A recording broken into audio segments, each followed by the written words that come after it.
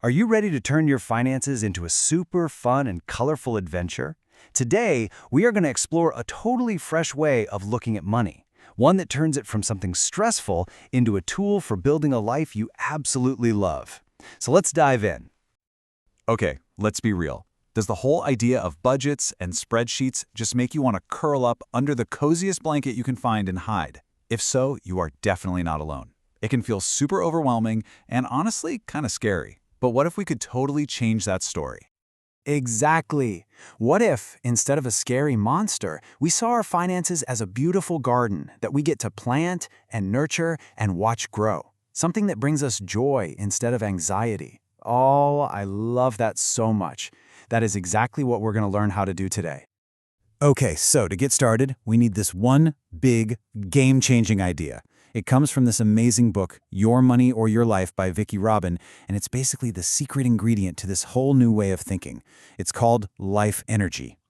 So, what is life energy? At its heart, it's actually super simple. It is all the hours of your precious life, your focus, your effort, your time that you trade to earn a paycheck. Money stops being just, paper or numbers and becomes a real symbol of your time on this planet. Wow, when you see it written out like that, it just hits different. It really flips the script, doesn't it? We usually feel like we have to work for money, but this puts it back in our court. It's a choice. We are choosing to make that trade. And that little shift, it puts all the power right back in our hands. Okay, so if my money is actually my life energy, what does that mean when I'm at Target?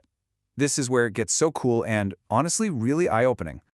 All of a sudden, that price tag looks totally different, right? So the book guides you to figure out your real hourly wage. And I mean real, after you subtract time for commuting, work, clothes, all that stuff. Once you have that number, any price tag can be translated. So for someone with a real hourly wage of $20, a $100 gadget isn't just $100. It's 5 hours of their life, their time soul. And boom, this question becomes the ultimate guide. It turns mindless shopping into this really mindful choice. Is this new shiny thing really worth 5 hours of my life? And sometimes the answer is a big, joyful yes, and you buy it with zero guilt. But sometimes it's a totally freeing nope. Okay, I am so on board with this life energy idea. It just feels so right. But my brain still does really weird, silly things with money. What's up with that? That is a perfect question. It's because our brains are not calculators. And this life energy idea is so powerful because it taps into the secret science of our money feelings, which is a real field called behavioral economics. Yeah, so old school finance kind of assumes we're all perfectly logical robots. But behavioral economics is way smarter. It knows we're creative, emotional humans. It explains why thinking in life energy works so well. It connects the numbers to a real feeling, the actual value of our time. Right. For example, there's this idea called hedonic editing. It sounds complicated, but it just means our brains feel gains and losses differently. We actually feel happier getting 2 small surprises, like finding $10 twice, than one big $20 surprise. We love to separate our sunshine. But for bad stuff like bills, it feels less painful to pay one big one than a bunch of little ones. We want to bundle those rain clouds. Oh my gosh, that makes total sense. It's like my brain has these little imaginary jars for money. So a $30 tax refund goes straight into the yay, fun money jar, but $30 from my actual paycheck goes into the serious bills jar. Yep, that's called mental accounting. It's literally the same $30, but how we feel about it is completely different. So if we start thinking in life energy and we understand our weird money feelings, where does all this lead? To a really, really beautiful place, I hope. Oh, it does. The book calls it your magical crossover point. Okay, this is the goal. This is the moment of true financial freedom.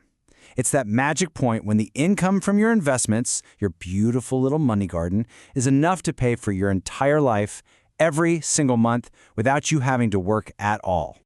So the game becomes super simple. You work on shrinking that expenses jar by being mindful with your life energy, and at the same time, you're watering and feeding your money garden so its income bar grows taller and taller. And when that green bar is taller than the gray bar, you've done it. You've crossed over. And this is the most important part.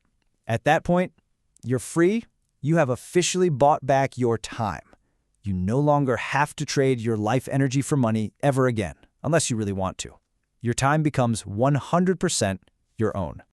And the effect of growing that garden is just huge. Get this. Research from BlackRock found that getting just a tiny bit more in investment returns each year could give you enough money to fund 9 extra years of retirement. 9 more years. Think about what that means. That's 9 more years with your grandkids, or traveling, or just living. Okay, this is all so inspiring, but it also feels like a really big mountain to climb. I mean, where do you even start? It all starts with just one single, simple, and honestly joyful first step. The book lays out a whole 9-step program, but you do not have to do it all at once. Phew, that is a relief.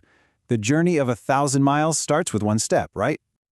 That's it. So here's your first quest. For just 1 month, figure out your life energy wage and then just gently track where it's going. This is not a restrictive budget, okay? It's a discovery quest, and at the end of the month, just look at it with curiosity. No judgment allowed. Then you ask that big, powerful question. Does where my life energy is going actually line up with what makes me happy? Because in the end, that is what this is really all about. It's not about numbers or spreadsheets or telling yourself no. It's about using your money as a tool to consciously design a life that feels rich and full and totally authentically you. So, we're going to leave you with this one big question to dream on. If you reached that crossover point and you woke up tomorrow knowing you never ever had to trade your life energy for money again, what would you do?